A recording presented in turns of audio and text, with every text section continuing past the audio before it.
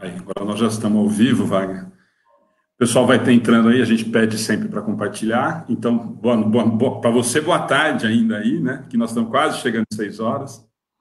A gente estava conversando um pouquinho, rapidinho antes. Primeiro, agradecer muito você ter disponibilizado esse tempo para a gente bater esse papo, para conversar um pouquinho sobre o Fraternidade. E agradecer também a Sueli, né, que foi de um carinho com a gente desde os primeiros contatos. A gente estava programando a vinda para você realmente vir para cá em novembro. Aí, com essa história da pandemia, a gente tem aumentado as transmissões, surgiu a ideia da gente bater um papo sobre o Fraternidade mesmo, para as pessoas conhecerem um pouquinho mais a fundo esse trabalho que a gente tem uma admiração muito grande. Então, obrigado, bem-vindo. Aproveite o espaço para a gente conversar um pouquinho. Eu que agradeço, Alexandre, o carinho, né, do convite e a oportunidade para a gente estar falando sobre esse movimento, que é muito mais do que A gente vem descobrindo isso ao longo do tempo, né? Que isso é muito mais do que um movimento humanitário, né? De ajuda humanitária. A gente vem descobrindo que é um movimento muito mais espiritual. Né? E a gente acho que vai poder estar falando isso, né, durante a nossa conversa, por que é esse movimento espiritual, né? Que nos conecta à nossa essência, né? Ao ser humano e a Deus, dentro de um trabalho social, humanitário, né, de ajuda humanitária. É uma honra poder estar aqui falando com vocês e ter essa oportunidade. Wagner, a gente agradece muito. Nós estamos quase chegando às 6 horas. A gente sempre dá esses 5 minutinhos para o pessoal ir entrando. A gente sempre começa antes para a gente poder compartilhar com os amigos, para o pessoal poder realmente participar com a gente em relação a isso. Então, só para a gente começar, eu até estava falando no particular com o Wagner, do agradecimento que a gente teve, do carinho todo que vocês trataram. Nós conhecemos o Wagner lá em Araraquara, no ID, e quando a gente pôde conversar um pouquinho, eu e a Ana ficamos encantados, a Ana ficou maravilhada com o trabalho, nós ficamos muito emocionados no dia da sua apresentação no ID, naquele vídeo institucional, por conta disso. A ideia surgiu da gente ter esse bate-papo, Wagner, como eu estava te falando, por conta disso. As pessoas até ouvem falar, sabem o que é mais ou menos e tal, mas para nós, pelo menos, quando nós soubermos como é que foi feito, qual o objetivo, como que foi criado, qual é a realidade daquilo tudo, né? Nós nos tocamos muito e ficamos extremamente assim, impressionados porque muita gente, a gente fala, né? A gente tem esse questionamento, inclusive, sempre, né? As pessoas falam, nossa, mas por que lá na África, né? Aqui no Brasil, todas essas dificuldades. E quando nós vimos você apresentar o trabalho, nós ficamos realmente chocados, porque a nossa visão de dificuldade, de pobreza, ainda é muito diferente da que você nos mostrou quando você fez a apresentação. Então, eu queria que você contasse um pouquinho disso, porque como nos tocou, e quando a gente conta isso para as pessoas, realmente as pessoas não têm essa ideia, né? As pessoas não têm a noção exata de como é essa realidade lá. E aí, para aproveitar já para você fazer uma apresentação, eu gostaria que você contasse aquilo que você falou no dia da apresentação. Como é que surgiu essa ideia, né? O porquê de ir para a África, qual que foi a sua iniciativa em relação a ir tão longe para fazer um trabalho tão maravilhoso assim? Então, Alexandre, a gente vai descobrindo as coisas ao passar do tempo, que a gente vai ressignificando muita coisa. Mas eu posso dizer que tudo começa em 1984, 85, criança, onde nós tivemos o We Are the World. Naquela época, mais de 1 milhão de crianças morreram em 2 anos, né? Devido à fome. E eu, criança, assisti aquilo. E me chamou muita atenção. Eu lembro que aquilo me tocou e, a partir daquele momento, nunca mais aquilo saiu da minha mente. E aquilo fazia sentido, alguma coisa, intuitivamente, fazia sentido para mim. E eu acabei me vinculando ao trabalho social após assistir uma reportagem do Chico Xavier na televisão. Eu não conhecia o Chico Xavier, mas aquela reportagem tinha milhares e milhares de pessoas seguindo, ele dedicava a vida dele, segundo a reportagem, semelhante, né? e tinha uma fila muito extensa que ele ajudava, enfim, aquilo me chamou muita atenção, e a partir de então eu começo a participar de trabalhos sociais na periferia de Campo Grande, vinculado, né, ao movimento, na época, o movimento espírita. Então, eram jovens que acordavam de madrugada, iam na periferia, iam no SEASA, arrecadar legumes, eu participei desse movimento. Estava muito feliz com ele, mas no passar do tempo eu comecei a questionar, sabe, Alexandre? Comecei a questionar algumas coisas. Por que eu tinha que trabalhar só para o meu movimento? Por que eu tinha que trabalhar só para a minha casa? Porque eu acabei fundando uma instituição, né, na periferia, chamado Posto de Assistência Espírita Amizade. Eu sou espírita, então nós montamos esse trabalho social. E a gente, participando de todo esse movimento, eu comecei realmente a questionar por que nós, tendo essa visão tão ampla do conhecimento do cristianismo, nós ainda nós criamos tantas barreiras, tantas divisões e tantas perseguições de uns pelos outros, né? Aquilo me incomodava muito, porque não tinha nada a ver com o que eu estava estudando. Eu estudava uma coisa e via num movimento geral, né, religioso, outra coisa. Então eu comecei, a partir dali, a sonhar, mas por que não podemos criar um movimento onde a gente possa juntar todo mundo? Porque é uma coisa só, né? Não tem cabimento uma coisa dessa. Bom, essa é a parte da reflexão, né, do início. E o outro lado era aquelas crianças morrendo de fome. Como pode o mundo, né, essas reflexões que a gente faz hoje, né? Como pode o mundo ter tanto e crianças ainda, em pleno século XXI, né, morrerem de fome? Né? E são milhares, não é uma, são duas, são milhares que morrem de fome pelo mundo. E então naquilo foi onde eu me organizei e fui para uma das regiões na época mais desafiadoras do mundo, que é Moçambique. Era Moçambique, era o terceiro IDH de baixo para cima. Eu queria saber se aquilo era real, se ainda era real. E eu fui conhecer as aldeias, fiquei 15 dias. Isso eu me organizei, né? Eu estou falando rapidinho, mas eu me preparei alguns anos me organizando, até mesmo montando uma pequena empresa para me dar subsídio para eu poder abraçar essa causa. Então, eu fiquei 15 dias estudando, justamente eu fui conhecer essas regiões de crianças órfãs, vulneráveis. Na época, eu conheci muitas crianças, criança cuidando de criança, né?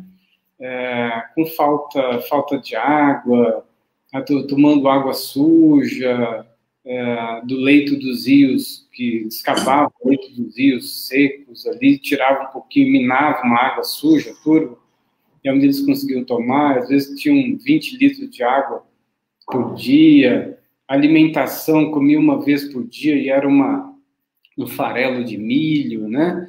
Chamado shima, misturado com uma cacane, que é uma erva amarga. Enfim, era essa realidade que eu encontrei. Alguns que não comiam todos os dias também, outros que tinham que trabalhar em troco de um prato de comida.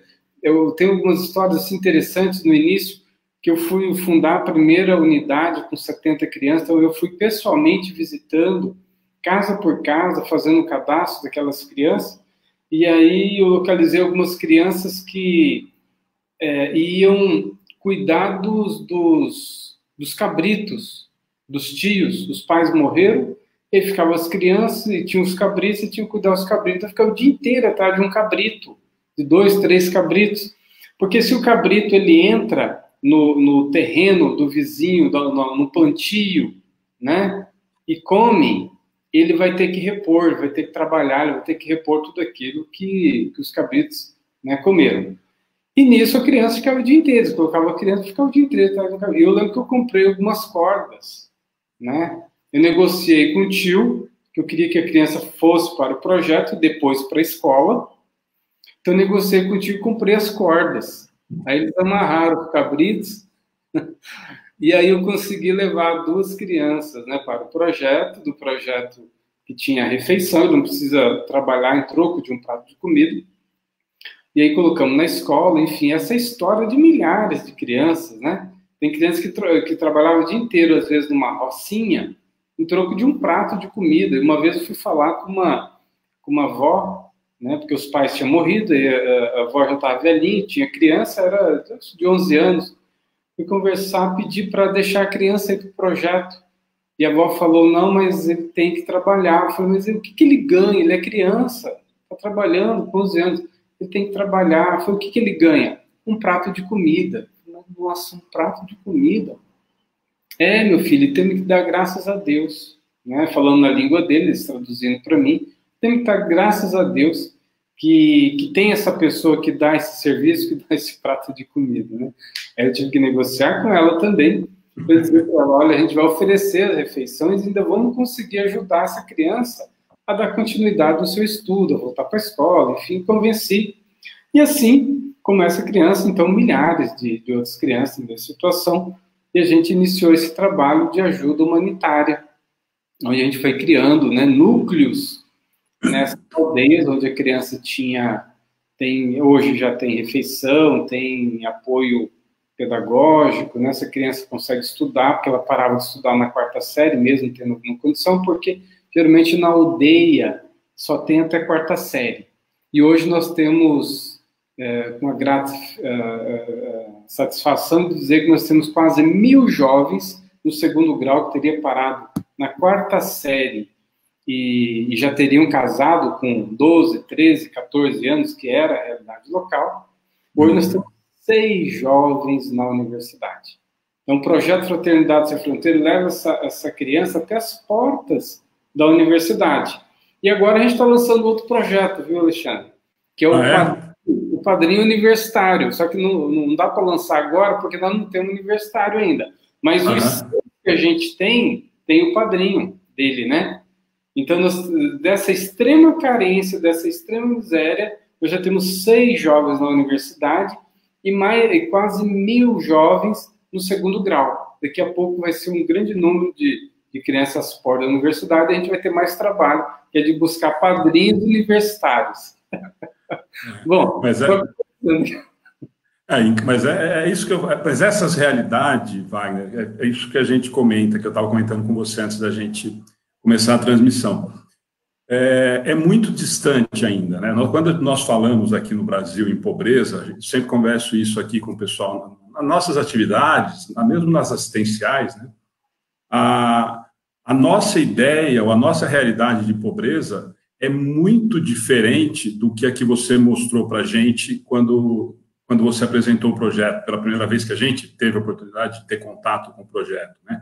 Porque uma das coisas que nos tocou muito no dia que nós conhecemos você lá em Araraquara, foi você contando a respeito do que eles comiam, do que eles bebiam, né? Quer dizer, da onde eles tiravam, às vezes, a proteína. E essa realidade, por exemplo, nós somos uma cidade do interior de São Paulo, uma cidade pequena, e que tem as suas necessidades, tem as suas carências. Nós temos a área de carente, a área que nós ajudamos, enfim, mas é muito, muito, muito distante do que você nos contou, ou do que você nos mostrou, que é mais ainda, né? Então, nesse sentido, eu gostaria que você fizesse, se é que tem algum nível de comparação, né, essa relação, porque o que nós percebemos foi exatamente isso. Aqui, usando o nosso exemplo, aqui nós estamos, o SESI está oferecendo as 1.800 marmitas, quer dizer, as pessoas estão comendo, os andarilhos, ou bem ou mal, recebem alguém que dá um prato de comida, e pelo que você comentou com a gente aquela vez, não tem para onde correr, né? A miséria é tão grande de todo mundo que está envolvido, né? Aqui a gente percebe que tem, claro, que nós temos várias deficiências, várias carências no país, no estado, na cidade, enfim, mas do que você mostrou, a diferença é muito grande, né? Eu gostaria que você fizesse, se é que tem, né, esse grau de relação, você contasse um pouquinho disso, quer dizer, dessa extrema necessidade que você nos apresentou e que vocês tentam, pelo que você está me falando, é fantástico, né? Ouvir tudo que você contou para a gente a primeira vez, acompanhar o projeto, e hoje descobrir que tem crianças que estão indo para a faculdade, que começaram, que tinham no máximo até a 4ª série, hoje estão pensando ou sonhando em fazer uma faculdade, com com todas essas limitações.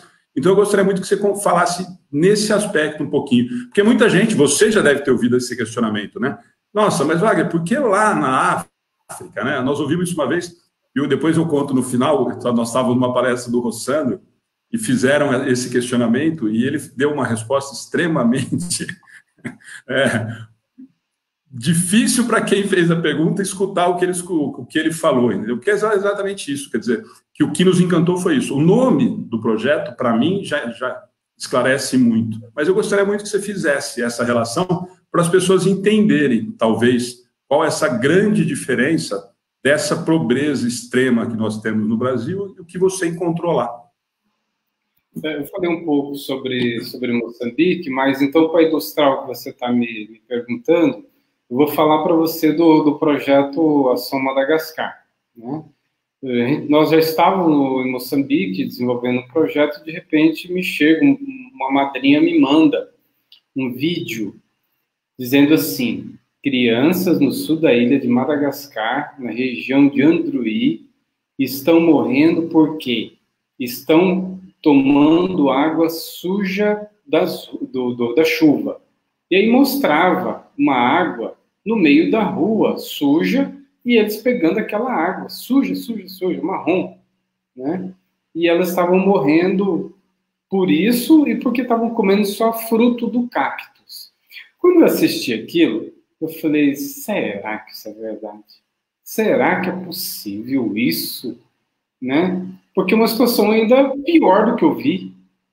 E aí eu falei, não, peraí. E aí eu me organizei e fui em loco. Fui para Madagascar, não falava francês, mas encontrei o Danilo Farias, que está morando lá. Ele adotou 16 crianças, tem uma escola no norte da ilha, e é brasileiro. Localizei ele, fui até lá. A gente até hoje dá suporte também à escola Danilo Farias. E o Danilo pega um avião e vai para o sul da ilha, 2 aviões, né, no norte, e vão para o sul da ilha. E quando eu chego lá, eu conto que eu fiquei extasiado.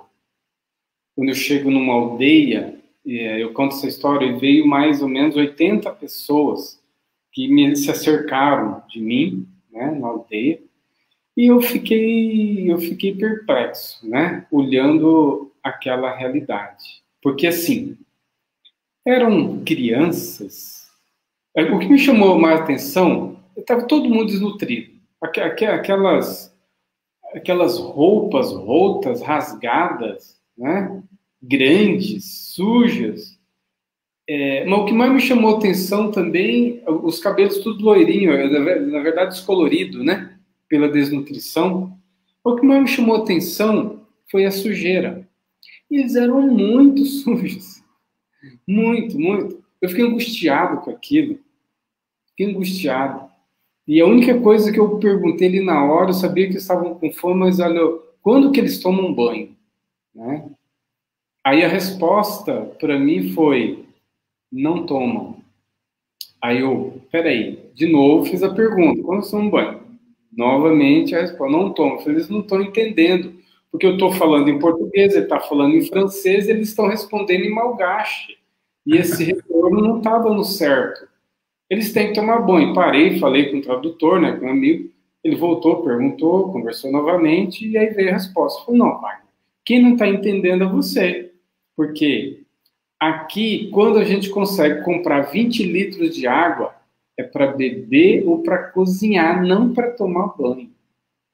Né? Olha que eu fiquei ainda muito tempo desconfiado disso, mas assim, aquilo eu fiquei angustiado com aquilo, porque aquilo era verdade, eu estava vendo. Eu conto que eu fui até a cidade, encontrei um caminhão-pipa, o único da cidade, de 60 mil habitantes, né? Comprei um caminhão-pipa de água, comprei água, sabão, né? Bacias e tudo naquela aldeia, e a gente eu fiz um banhaço ali, né?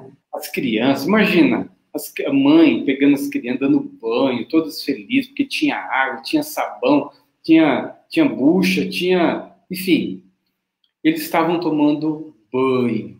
E naquele banho, eu estava tão angustiado, sabe, Alexandre? Eu estava tão... eu estava engasgado. Eu falo que eu estava me sentindo sujo. Quem estava sujo ali era eu. Era a minha humanidade, eu humano, né? Eu, com tudo aquilo que eu tenho de conhecimento, de vida, eu, humano, estava sujo ali, né? Me sentia sujo. E interessante que, assim, enquanto o banho acontecia, o banhaço, né? Porque as mães davam banho naquelas crianças, parece que eu ia me aliviando, sabe? Aliviando um pouco aquela angústia. Agora, vejam só. Depois que terminou o banho, o banhaço, eu estou contando essa história para as pessoas terem uma ideia do nível, porque só o fato de eu contar, não preciso falar, não preciso fazer comparação nenhuma. Uhum. Não, mas nesse sentido, exatamente nesse sentido, Wagner, porque as Então, pessoas não têm realmente essa noção, né? Nós não temos essa realidade, ainda é muito distante, né? muito distante. Aí, o que aconteceu? Depois das crianças tudo tomado banho, eu comprei escova dental, creme dental, escova dente, tudo limpinho. As mães colocaram esteiras debaixo de uma árvore. E aí, você imagina a cena. O tanto de criança peladinha em cima da esteira, esperando se secar. E aí eles pegaram a única roupa da criança que tinha, foram lavar, porque tinha água e sabão. E a criança ficou peladinha ali esperando a água que viria, ou a roupa que viria. Então aquilo foi tão impactante, né, para mim, e nós iniciamos um trabalho, e hoje atende mais ou menos 3.500 crianças em 5 polos, né, de trabalho lá, 5, 6 polos agora. Uma das coisas, então, para se ter uma ideia, Alexandre, e a gente fala sobre isso, eu vou no... todas as crianças tinham bicho de pé, todas. A gente começou a atender, na época, quase 1.000 pessoas por dia, né? E tinham desnutrição muito grave, tá? Tinha desnutrição muito grave.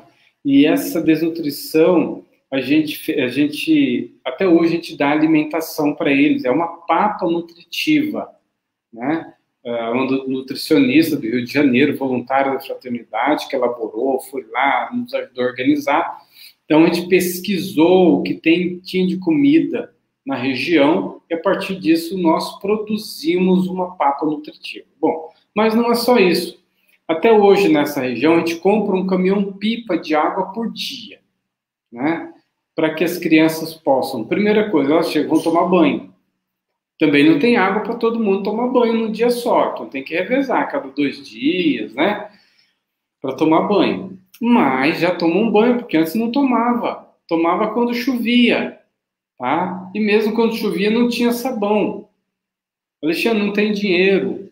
O que tem é a batata e a mandioca que eles plantaram para comer. E como não tem geladeira, não tem como guardar, não tem energia elétrica, eles colocam, por exemplo, a mandioca em cima da casa, deixa desidratar, depois desidrata, eles moem e vira uma farinha. E muitas vezes eles só comem aquela farinha com água, né? Quando não consegue um outro plantio, uma batata, um milho, né? Bom, então, nesse local que nós fundamos, chamado Campo da Paz, né? Campo da Paz, a criança chega, né? Toma banho, escova os dentes. A gente tem escovinha por criança. Criança da aldeia X, da família tal, número tal. A criança chega e pega isso. Se ela levar para casa, se você vê a casa dela, ela não tem onde deixar, ela vai perder, vai cair, não adianta. Então você tem que deixar ali também, tem um controle diário, ela vai lá e tem a escovinha dela, escovar o dente. Bom, até aí tudo bem. Aí ela vai para frente, e aí nós temos um setor para tirar bicho de pé. Imagina que acho que quase 100%, 99% das crianças tinham um bicho de pé. Mas assim, quando eu falo que tinha um bicho de pé, não é um bicho de pé. Eu já tive bicho de pé, viu? Mas era um que coçava, você detectava ele ali, ia coçando, de repente você achava, você começava a tirar o bichinho, né? 1 ou 2 ali no máximo. Não é, Alexandre. Eu cheguei a contar. Eu lembro que eu fui com um amigo, irmão nosso, apoiador, um engenheiro, né? Ele foi até para nos ajudar a fazer algumas obras, né? eu tinha conhecimento técnico, e de repente eu percebi que ele não queria sair do setor do bicho de pé, né? E aí eu fui acompanhá-lo. Nós chegamos a ver, o Alexandre, tirar de uma única pessoa 50 bichos de pé, tá? E aquelas batatinhas quase. Imagina, você tinha que enfaixar todo o pé da criança, porque não conseguia mais nem andar. Ou ele tinha que dividir a tiragem de bicho de pé em 2 dias. Um dia tira de um, passa remédio, outro dia tira do outro pé. Esse meu amigo, aí fazendo um parênteses, né? E eu acho que a gente vai entrar, acho que nisso, falar sobre os valores. Ele virou para mim e falou, sabe por quê, Var? Que eu trabalho socialmente há mais de 20 anos, fazendo trabalho social, sou apoiador, mas eu nunca me senti tão perto de Deus quanto tirando o bicho de pé aqui. Por isso, todas as vezes que eu vier nesse projeto, eu quero que você me deixe uma vaga para tirar o bicho de pé. Eu quero que você me coloque. É engraçado, é como... Mas assim, é a realidade. Então, quando falo de uma realidade dessa, então é difícil de comparar qualquer coisa, sabe? Quando você falou, tipo, no Brasil, a gente tem vários trabalhos no Brasil. Mas o que a gente faz? Primeiramente, a gente vê qual... E foi o mesmo princípio que nós fomos para a África.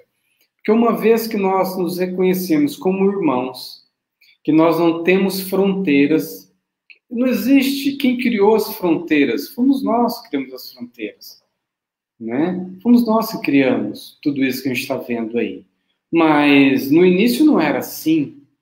Então, criar fronteiras, ele não é humano. Então, uma vez que você consegue reconhecer que nós somos irmãos, né, em humanidade, e isso é um exercício, então não existe mais criança brasileira, africana, moçambicana, não existe seres humanos. Então, todos nós somos irmãos. E se você tem uma família de 5, 6 pessoas, irmãos, e tem um irmão seu que está passando mais necessidade do que o outro, né? O que vai acontecer normalmente? Aqueles irmãos que têm um pouco mais, vão se movimentar e ajudar aqueles que têm menos. Pelo menos é isso que se espera, né? Numa sociedade espiritualizada, cristã, que conhece, né? É o mínimo que se espera. Então, o que nós fizemos é somente alargar isso, né? Fazer com que isso chegasse mais longe.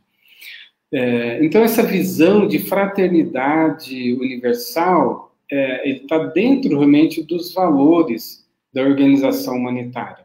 E nós nascemos com esse espírito, né? Agora, quando você vai para o Brasil, que eu estava dizendo, a gente começou a olhar para o Brasil quando a gente viu a doutora Adriana Mello trabalhando sozinha com criança com microcefalia. Sozinha, um monte de crianças doentes, né, que precisaria de apoio, e ela localiza, estuda e vê que é possível ajudar, dar dignidade, melhorar, e não tem apoio financeiro de governo, instituições, né? E aí é onde a gente abraça, né, a microcefalia. Quando vieram famílias refugiadas da Venezuela, a gente viu que eles estavam morando no meio da rua, sabe, com fome, e eram milhares quando eu tive em Boa Vista vendo aquela situação. Então, é o irmão que está mais precisando, né? A visão do samaritano, né? É aquele que está mais precisando hoje, né? Quando a gente viu criança com epidermólise bolhosa, com doença raríssima, com uma forma de tratamento difícil, cara, e vendo uma pessoa sozinha, ombreando, e quando a gente viu essa situação de emergência, a gente também se compadeceu. E assim os projetos foram vindo, Retrato de Esperança, no sertão da Bahia, o trabalho com o pastor Milton, que faz um trabalho exemplar buscando pessoas de rua e acolhendo gratuitamente, recuperando. Então, assim, a fraternidade não tem fronteiras, ela não está só na África, ela começou, tem o maior trabalho, mas hoje ela tem uma amplitude maior, né? Acho que está ficando escuro aqui, eu vou ligar a luz aqui, viu, Alexandre? Vai lá, o meu também aqui parou. Vai lá, dá um minutinho, pode ficar à vontade.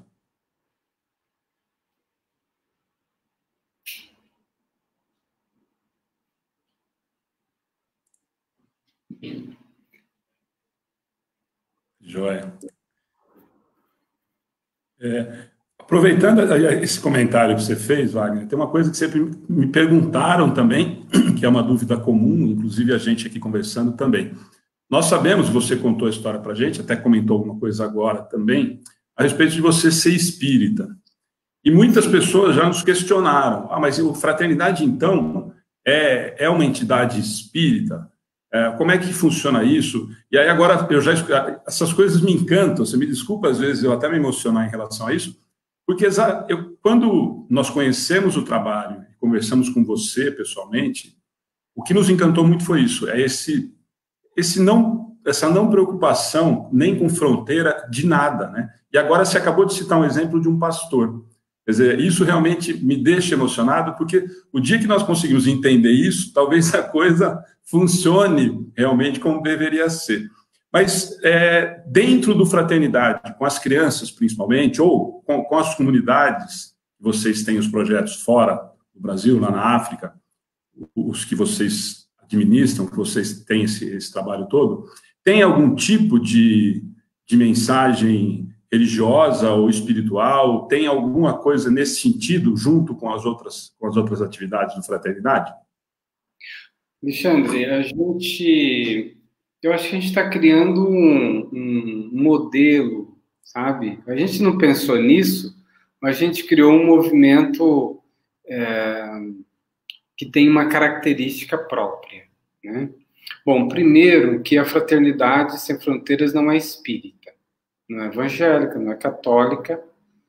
A Fraternidade Sem Fronteiras, ela nasceu com o espírito de ser sem fronteiras mesmo, religiosa, política, de nacionalidade. A gente fala que a nossa família é a humanidade toda, né?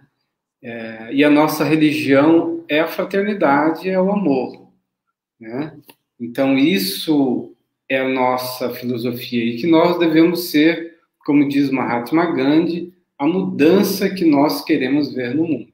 A partir daí, a gente começa a se movimentar, né? A missão da fraternidade como base de tudo é viver a fraternidade. A minha missão de todos aqueles que estão à frente do movimento é vivenciar essa fraternidade, é incentivar essa prática da fraternidade, sem restrições étnicas, sem restrições políticas ou de nacionalidade. Não existe a divisão, a religião A ou B é melhor, não existe isso.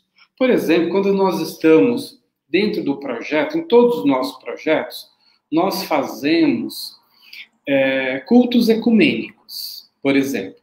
Onde tem religião aqui? Quais são as religiões? Por exemplo, Moçambique. Tem a Zaione. O Zaione mistura o ritmo tribal, né, dos ancestrais, meio parecido com o evangélico. Eles começam, por exemplo, eles leem o Antigo Testamento, né? É interessante você ver. É uma cabaninha de pau a pique.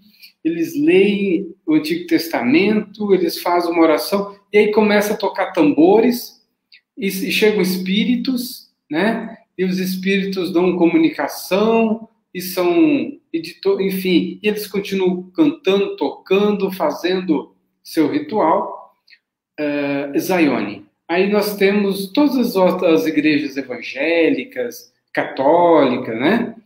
E nós chamamos todos e fazemos nossos cultos ecumênicos, onde a gente abre para todos falarem, para todos cantarem, para todos manifestarem o seu culto.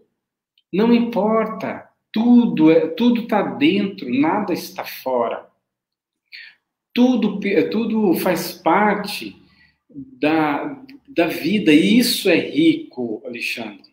Quando nós começarmos a entender, porque a gente julga muito as pessoas, a gente julga muito as religiões, né? A gente generaliza tudo, mas não. Existem pessoas muito sérias em todos os segmentos, sabe? Religiosos, sociais, enfim, existe a seriedade. E então o que a gente faz é valorizar isso, né? E é uma riqueza, é tão belo os nossos cultos ecumênicos, é uma energia pulsante, é uma força tão linda. E ninguém está preocupado em saber qual religião, né? Às vezes a gente pergunta porque às vezes é bonito o canto ou o toque de tambor, né? Mas a gente está no momento sagrado, sabe? Adorando a vida, sabe? Celebrando a vida. E isso a Mãe África faz muito com a gente, nos ensina a viver, sabe? A viver sem julgar quem quer que seja. O acolhimento é extraordinário dos africanos. Então, ele não vai te julgar, ele simplesmente vai te acolher. Você é humano, você é um ser humano, você é meu irmão. Independente de onde você veio, qual é a sua crença. Isso aí não é importante agora, né? O importante é o humano. Então, esse movimento que nasceu, né, do espírito de vontade, da fraternidade dos nossos corações, ele encontrou eco, ele encontrou ressonância. Isso é um movimento muito forte. As nossas crianças, a sua pergunta. Sim, nós falamos de valor desde o primeiro dia, não só para as crianças, mas para todos os trabalhadores, todos os envolvidos, né? Falamos sobre os valores fundamentais do respeito, da amizade, da honestidade, da fraternidade, a importância de se esforçar, de se estudar, de ter disciplina, né? Enfim, aquilo que é possível, mas respeitando, né? Principalmente a sua cultura. A gente sempre valoriza mesmo, olha, qual que é a sua dança, qual que é o teu canto, né? Não é nós, enquanto visão colonizadora, chegar, eu sou bom, né? Nós somos as pessoas boas, estamos ajudando. E aí é um ponto muito interessante. Nós não somos as pessoas boas, estamos indo ajudar as pessoas que não têm, não. Os mais ricos são eles. E aí a descoberta extraordinária, sabe? A descoberta extraordinária. Tem uma historinha que eu conto, vou sempre contar, que retrata a visão da cultura, da ética e da filosofia africana. Eu vou contar para que a gente tenha uma ideia do que seja isso. É uma história muito simples, que é do Babalu, que a gente fala do Babalu. Que um jovem, amigo nosso de 18 anos, na época, ia chupar um babalu, ele estava na aldeia com mais 20 caravaneiros aí, no que ele descascou o babalu, era o único, ele foi colocar na boca, apareceu uma criança na frente dele. E claro, ele é uma criança, um jovem, né, evangelizado, fraterno, ele deu o seu único babalu para essa criança. Só que ao mesmo tempo chegou mais 10 crianças ali. Aí ficou uma criança com 10 babalus, e aí? Né? Naquele momento, a criança, com as outras 10, o único babalu, ela pega seu babalu e divide em 10 pedacinhos. Né? Nós que estávamos ali, os fraternos, que fomos do Brasil, né? Os 20 fraternos ficaram olhando aquilo, né? Falou, peraí, como assim? Né? E aí, nesse mesmo dia ainda, nós entramos numa van, e essa van, a gente ia levar uma criança que tinha contraído HIV com 3 aninhos, já estava com 12 aninhos, mais ou menos, estava muito fraquinha, os médicos cuidaram dela, a gente queria levar ela até a aldeia dela, ficava distante, a gente queria levar de carro e queria ir junto para conhecer a casinha dela. Porque essa criança entrou muito magrinha e todo mundo compadecido por ela. Tinha uma das caravaneiras que tinha 6 pirulitos, assim, 5, 6 pirulitos, e deu aqueles pirulitos para agradar ela. O que deu o pirulito ela pega esse pirulito, abre, pega um para ela, pega o outros 5 e começa a gritar e chamar as outras crianças que passavam e começou a jogar os 5 pirulitos restantes. Então, são coisas tão simples, mas que mostra uma profundidade e mostra essa raiz, né, dessa cultura e dessa ética ancestral da Mãe África, que ainda guarda os valores da humanidade que nós, enquanto materialistas, né, racionais, materialistas, nós chegamos a um ponto que nós perdemos. Hoje a gente criou uma cultura de acumular, de ter, né, e sempre para você, sempre para mim, e nós fomos perdendo essa humanidade, né, que a África está nos ensinando. Então, quando você faz um movimento desse, de ir de encontro aos que mais precisam, entre aspas, aquele que mais precisa é o que mais tem para te ajudar. É tão extraordinário. Acaba sendo o que mais dá para a gente, né? Exatamente, é isso. E aí é aquela passagem de Jesus, quando fizestes isso, o mais pequenino dos meus irmãos, é a mim que está fazendo. Quer dizer, então a gente encontra Jesus aonde? Né? Então... Perfeito. É por isso que eu te falo, Wagner. Assim, nós vivemos isso, quando eu falei para você que isso me toca muito, de uma proporção, aquilo que a gente sempre comenta, cada trabalhinho que a gente vê, às vezes pequeno, que você fala, nossa, ou a gente fala isso para as outras pessoas, né? Nossa, mas eu não sei fazer nada, sabe? Se cada um se colocar à disposição para fazer qualquer coisa para alguém que esteja necessitado, dá para fazer, né? Então, a gente até comentou isso outro dia, eu comentei com você da dificuldade da comida, por causa dessa pandemia, nós vamos conversar sobre isso também. Nós recebemos do SESI, o Centro Espírita, 300 marmitas para distribuir para o nosso projeto, para as nossas crianças, porque estão paradas, nós estamos com as atividades fechadas, e nós não tínhamos como carregar. E uma pessoa que não é espírita, nem sei qual é a religião, mas tem um projeto maravilhoso, carente e tal, fica sossegado que eu busco para vocês e entrego onde tem que entregar. Não, mas esquece, não é o Centro Espírita, não é o SESI, não é, as pessoas precisam chegar a marmita lá. Isso me toca muito, quer dizer, é exatamente isso. Quer dizer, quando eu me coloco à disposição, ou tento me colocar à disposição, no sentido de ajudar, e por isso que eu dei risada agora quando você falou, é que realmente as pessoas ainda não descobriram que nós recebemos muito mais, né? Esse exemplo que você deu é exatamente isso que acontece com todas as pessoas que realmente se envolvem nesse tipo de projeto, né? O que a gente recebe de volta, em todos os sentidos, inclusive de ensinamento, como, por exemplo, esse que você falou. Eu acho que o Reginaldo até comentou, nós comentamos a respeito do Ubuntu, outro dia, que uma pessoa veio fazer uma palestra, e é nesse sentido. E isso, eu acho que, como você disse, quando você comentou de nós criarmos fronteiras, barreiras, religiões, enfim, nós perdemos um pouco disso, né?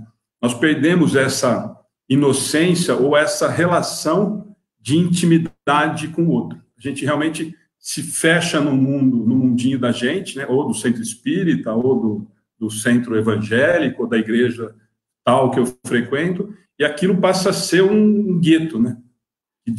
Onde, mas eu não vou ajudar lá porque é lá do centro espírita, eu não vou ajudar lá porque é da igreja tal. E realmente as pessoas não têm essa noção, né? A gente percebe isso muito nas nossas crianças. Entre eles, por incrível que pareça, quando eles começam a ter esse despertar eles, mais do que a gente, sabem das necessidades deles, né? Talvez por isso essa relação da divisão, do interagir, do dar o que ele tem para o outro participar, né? Nós somos... A minha visão é que nós perdemos o endereço, sabe, com a força do materialismo, a gente perdeu o endereço de nós mesmos. Em muitas frentes, né, que a gente vê.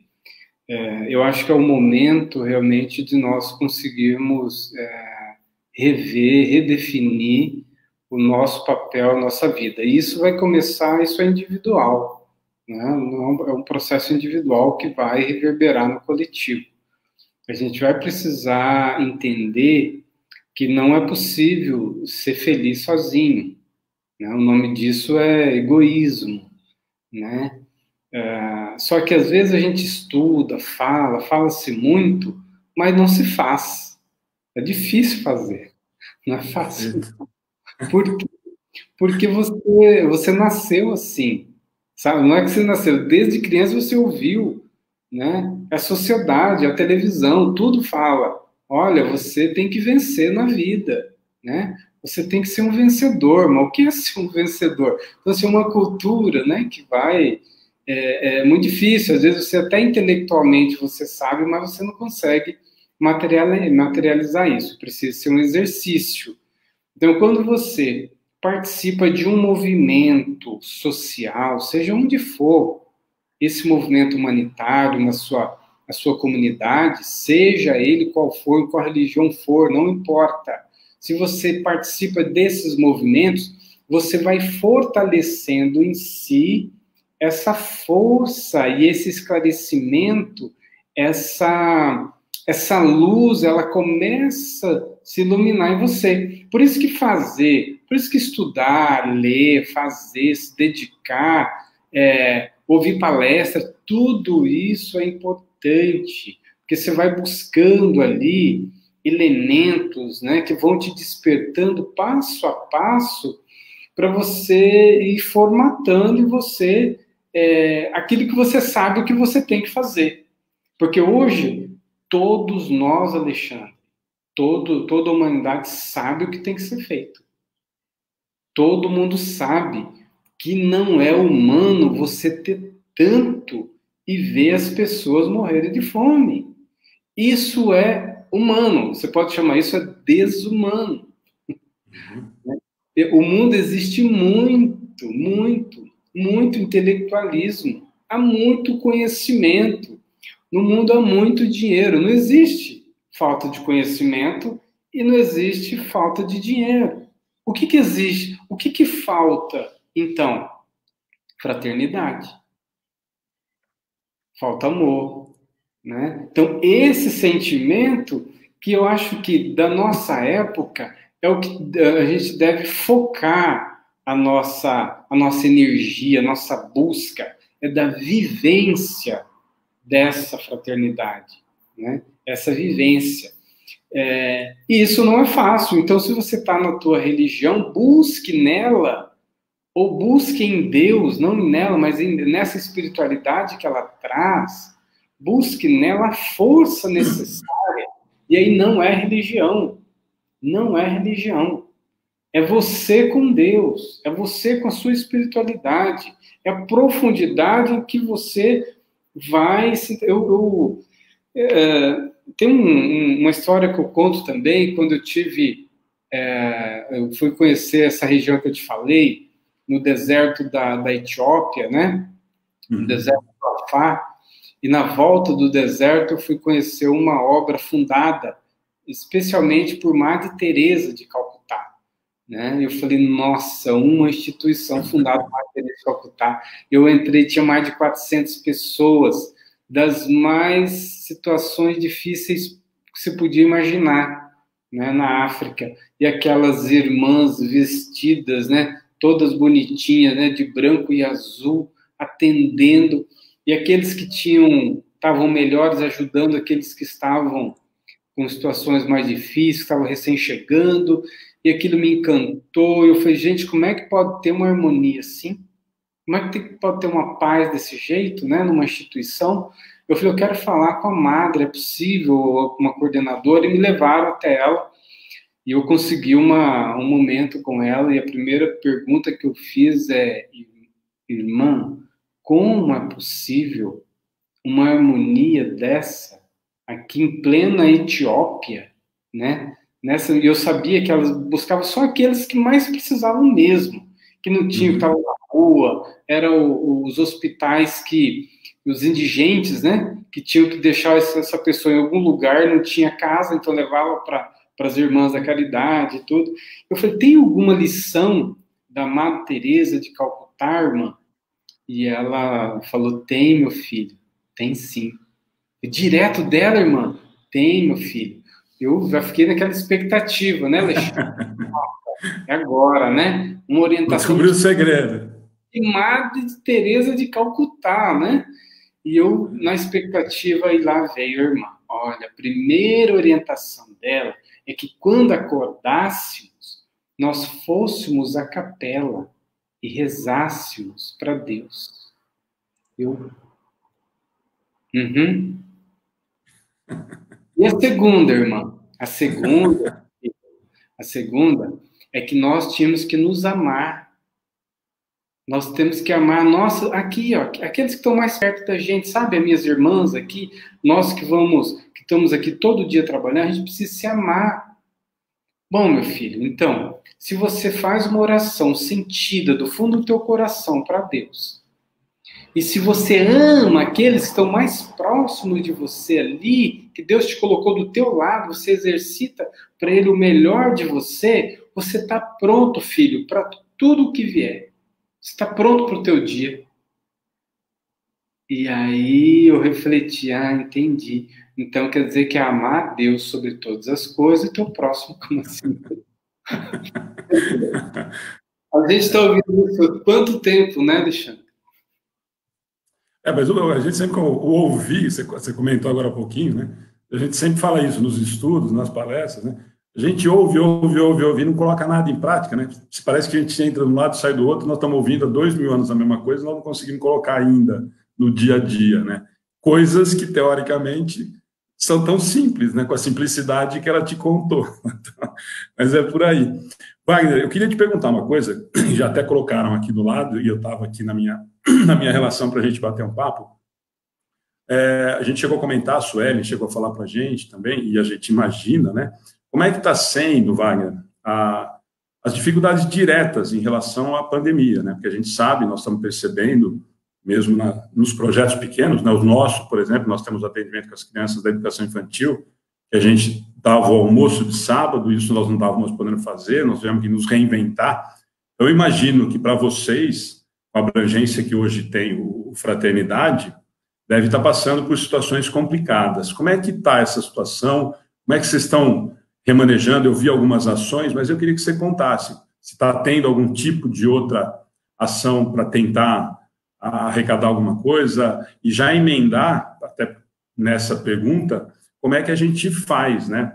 Até comentei com a Sueli, a gente, sempre que possível, a gente divulga na página, mas como é que está esse momento para vocês e como é que as pessoas, como é que nós podemos participar mais ativamente, porque tem muita gente que está, aquilo que eu falo, está encantado e às vezes não sabe mesmo, a gente percebe que não é nenhuma vontade, mas eu não sei como dar o primeiro passo. Então, eu queria que você contasse para a gente como é que está esse momento, que eu imagino que deva estar sendo muito complicado, em relação a manter tudo isso, né? E como é que as pessoas, como é que nós podemos ajudar? Eu brinquei com o Wagner, eu tenho uma coleção, né? Da Fraternidade. Então, a gente vai fazendo, nós pratinhamos, o que dá para fazer, nós estamos tentando. Mas imagino que deva estar sendo muito complicado para vocês, né? Então, eu queria que você falasse um pouquinho, o Edmilson, que é um trabalhador nosso, comentou, e a gente até estava aqui para a gente conversar um pouquinho disso. Então, eu queria que você falasse desse momento, como é que vocês estão lidando com isso, né? E como é que a gente pode estar ajudando? Então, Alexandre, 2 meses atrás, um pouco antes, a gente começou a ver, logo que veio a questão da pandemia, a gente ficou assustado, porque a gente começou a ver que estava diminuindo as arrecadações, né? Isso foi muito sensível, questão de uma semana a gente viu que caiu muito. E a gente tem 46 polos de trabalho, né? Em 4 países da África, 6 projetos aqui no Brasil. E aí a gente falou, e agora, né? Porque o único recurso que a gente tem é do padrinho. O padrinho que vai lá faz o apadrinhamento. Nós estamos colocando aqui, mas o fraternidadesemfronteiras.org.br, tá aí o Dante, acabou de colocar aí, né? Uhum. Você pode conhecer o projeto Fraternidade Sem Fronteiras. E assim, naquele momento, então, as doações caindo e todos os projetos e milhares de crianças, né, na África, no Brasil, e agora? nisso, a gente rapidamente resolveu lançar uma campanha. Não, nós precisamos lançar uma campanha para rever isso, né? E para mostrar o que está acontecendo. Até começamos a falar, mandamos alguns vídeos mostrando o projeto lá em loco, mas logo a gente viu também que as comunidades do Brasil estavam passando por situações difíceis da mesma forma. E aí veio justamente o pensamento, né? E agora? Né? Aqui realmente está precisando muito também. Né? O que vamos fazer? Resolvemos lançar uma campanha chamada Viver Fraternidade. Rapidamente a gente mobilizou os voluntários. E assim, vou te falar aqui, o Dante está aí, ó, é um dos multiplicadores de fraternidade em São Paulo. E assim, nós temos uma corrente linda, assim como você, Alexandre, todos, né? E assim, eu não te chamei para você ajudar a divulgar a fraternidade, Alexandre. Eu não chamei o Dante. E não tem que chamar, porque a causa é nossa. Você entende? A causa é nossa. Todos são do projeto. E é isso que é a força da fraternidade. A Vera, que está aqui ao lado dos Estados Unidos, nos assistindo agora. A força é coletiva. E aí nós dissemos, gente, olha, as coisas estão difíceis, viu? Estão começando a cair. E agora? O que a gente faz? Naquele exato momento veio a ideia de lançar uma campanha. E assim, lindo, lindo, coisa mais linda do mundo. A gente lançou uma campanha há um mês e pouco atrás. A gente foi envolvendo artistas, os próprios multiplicadores, né? E nós arrecadamos mais de R$1.500.000 para o Brasil, né? E um percentual para a África, 80%, né? Brasil, 20% para a África. E nós cadastramos 53 instituições no Brasil e conseguimos fazer doações de cesta básica para 53 instituições em todo o Brasil. E conseguimos recuperar aquela defasagem que estava, porque a gente estava no vermelho já, né? A gente conseguiu recuperar porque os padrinhos verificaram e o diálogo foi no seguinte, gente, é agora que nós precisamos, muito mais do que antes. Agora é o momento de fraternidade, agora é o momento desse movimento de amor. E a gente começou a ver que esse movimento já estava se espalhando pelo Brasil todo, né? São várias instituições pelo Brasil e muita gente doando, querendo fazer, querendo ajudar. A gente ficou extremamente feliz de ver esse movimento de amor diante de um momento tão delicado e continua. E a gente até fala, gente, vamos continuar, né? Nós não podemos parar. Justamente nesse momento. Então, o que falta, às vezes, não é recurso financeiro, o que falta é o despertar, é consciência de que nós vivemos na mesma nau, né? No mesmo barco chamado Terra, e nós não podemos ser felizes sozinhos, nós precisamos uns dos outros para manutenção, para o equilíbrio da vida, né? Então, qualquer um hoje pode ser padrinho, qualquer um que está nos assistindo, porque os nossos projetos, eles precisam crescer, eu falo, 10 vezes o tamanho, porque eu falei de 3.500 crianças em Madagascar, mas a gente precisa chegar a 30.000 crianças naquela região, né, nessa mesma situação. Então, a gente não para, e todos os projetos precisam crescer. Então, qualquer um hoje pode ser um padrinho. Se você entrar no site, né, tá aí, fraternidadesemfronteiras.org.br, ainda você escolhe qual o projeto do seu coração. Eu quero ajudar pessoas do sertão da Bahia, a gente tem lá o Retrato de Esperança. Eu quero ajudar pessoas que têm a deficiência ou dificuldade com álcool, a bebida, estão nas ruas, estão se recuperando, tem a Clínica da Alma, né, que faz o trabalho, enfim, a criança com microcefalia. Então, o que a gente não pode é ficar parado, a gente tem que aproveitar a oportunidade que nós temos tanta possibilidade intelectual, né, de poder fazer essa movimentação de amor, né? Então, acho que é isso, Alexandre. Wagner, essa ideia, a gente, vou deixar aí para o pessoal vendo, nós estamos caminhando, o bate-papo foi muito rápido, passou 1 hora voando, mas, Wagner, assim, primeiro, mais uma vez, te agradecer, ter disponibilizado esse tempo para a gente estar batendo um papo, para a gente divulgar esse trabalho. A gente sempre fala isso quando a gente compartilha outras atividades de outros centros, de outras entidades, enfim, porque realmente a gente acredita. Então, o Fraternidade, para a gente, é um modelo a ser seguido, sim. Nós temos uma admiração muito grande pelo trabalho do Fraternidade, pelo seu trabalho, pelo carinho que a gente percebe que você tem, não só com o Fraternidade, mas com todas as pessoas que se aproximam. A gente ficou realmente muito encantado.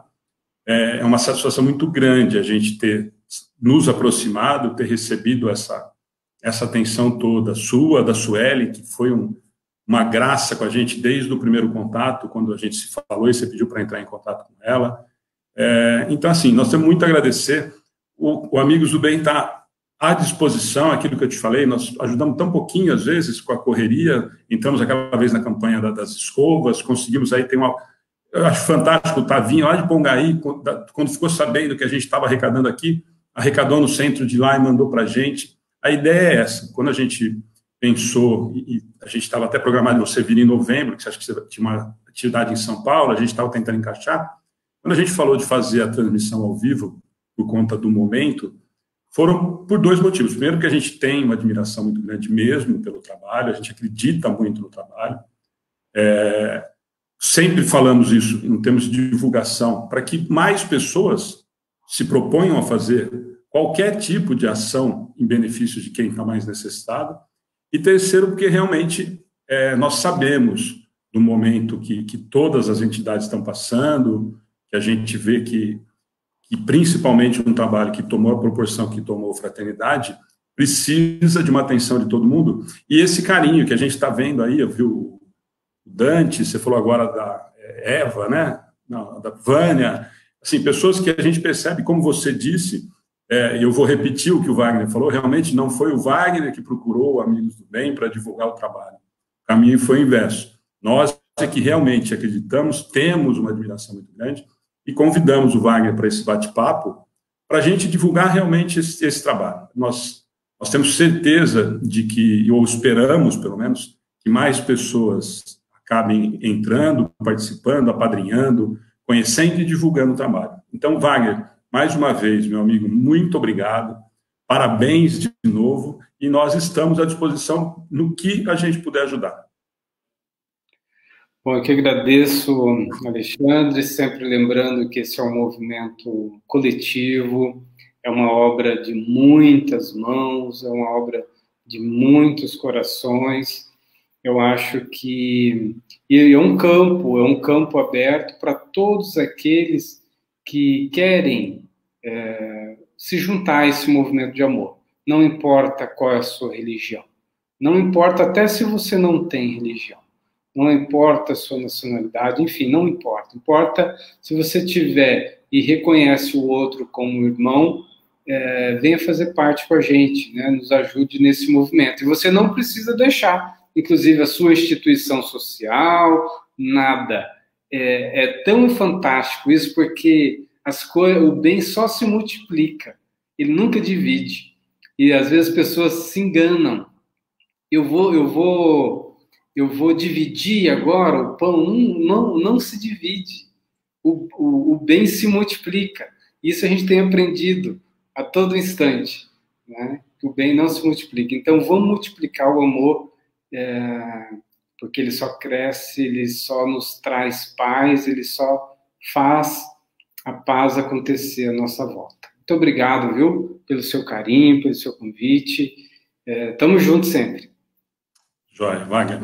Boa noite, muito obrigado de novo, gente. Todos que participaram com a gente, obrigado pela participação. Nós vamos agora compartilhar um bate-papo, as mulheres do Evangelho, 4 mulheres falando lá de Araraquara, lá do Redenção, a Ana vai estar participando, nós vamos compartilhar aqui na página, tá bom? Wagner, beijo no seu coração, agradece a Suelen, que ela estava aí agora com a gente ao vivo, agradece o carinho e, mais uma vez, obrigado pelo carinho, por ter se disposto a fazer esse bate-papo com a gente. Muito obrigado. Gente, boa noite.